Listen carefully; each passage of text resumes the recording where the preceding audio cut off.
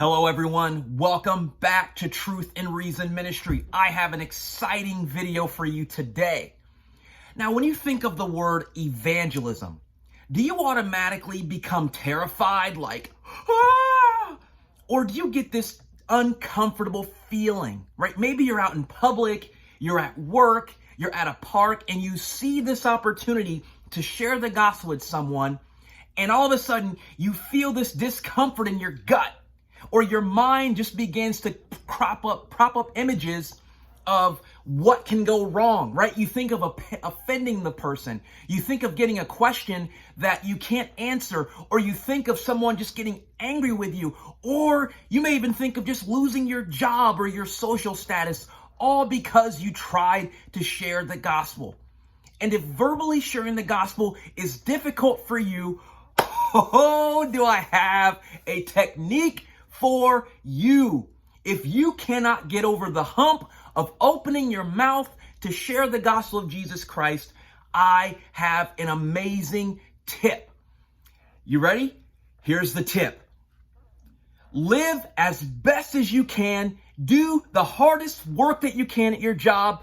Do the best things that you can with your behavior so that people will see your light and ask you, hey, why are you such a good person? And then you can tell them about Christ. How does that sound? I'm just kidding. We are not doing any St. Francis of Assisi here today, right? Some of us know that quote that says, preach the gospel at all times, and when necessary, use words. We're not doing that today. That's not what I mean. We are going to use words, but you don't actually have to open your mouth. Now, how is this done? Well, let me tell you a story. Years ago, when I first started doing evangelism, I would get gospel tracts. Yes, these little pieces of paper that have the gospel message of Jesus on the back of them, and I would leave them in different places. And one day at the University of Florida, I left one on the outside of a bench at the Ben Griffin Hill Stadium. If you don't know what that stadium is, that's the stadium where the Florida Gators play football.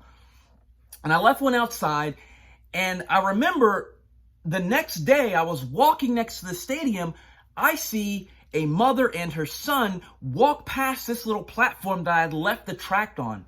And the son, I'm far away, and the son picks up the tract and he begins to read it to his mother.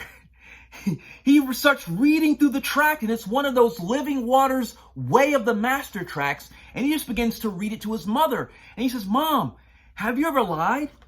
Mom, have you ever stolen? Mom, have you ever looked with lust? And I am floored, like, what? I'm looking from far away, and this gospel tract is preaching to this boy and his mother. And I didn't even know that I existed. I didn't even have to walk up to them and say, here, did you get one of these? I just left it in a spot where I knew that where there would be foot traffic. And that's a technique that you can use. You can leave a gospel tract where you know that someone's going to find it and read it.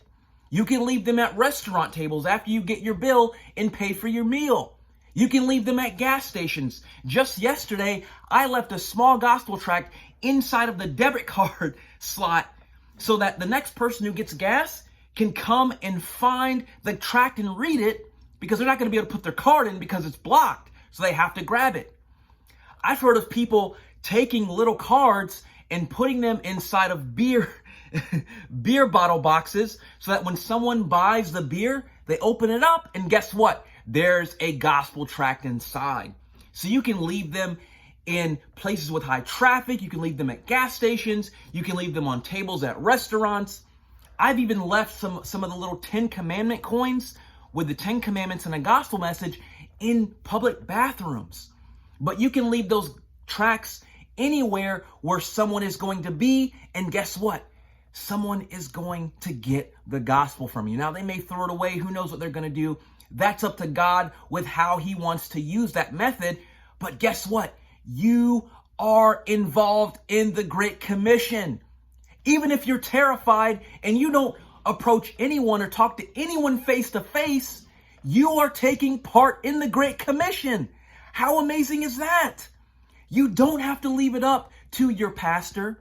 You don't have to leave it up to the evangelist. You don't have to leave it up to the bold Christian who's in your church. You don't have to leave it up to a professional or a missionary, because you're leaving it up to you and you're starting where you are at. No matter how afraid you are, you can do this easily. Jesus in Matthew chapter 28 says to his disciples and to us, "Go therefore and make disciples of all the nations, baptizing them in the name of the Father and of the Son and of the Holy Spirit, teaching them everything that I have commanded you. And lo, I am with you until the end of the age." Jesus says he's going to be with you. He says, "Go therefore and make disciples." And if you're scared, you're timid, negative images are just buffeting your mind every single time it's time to share the gospel, here is an easy way to avoid all of that you can get started and be involved in the Great Commission. Thank you for watching this video. If you like this video and want more tips and more techniques, more equipping, more inspiration, please like this video and subscribe to the channel. There will be more things out there that I'll be putting out. Have a great day. Thank you for watching this video. Bye-bye.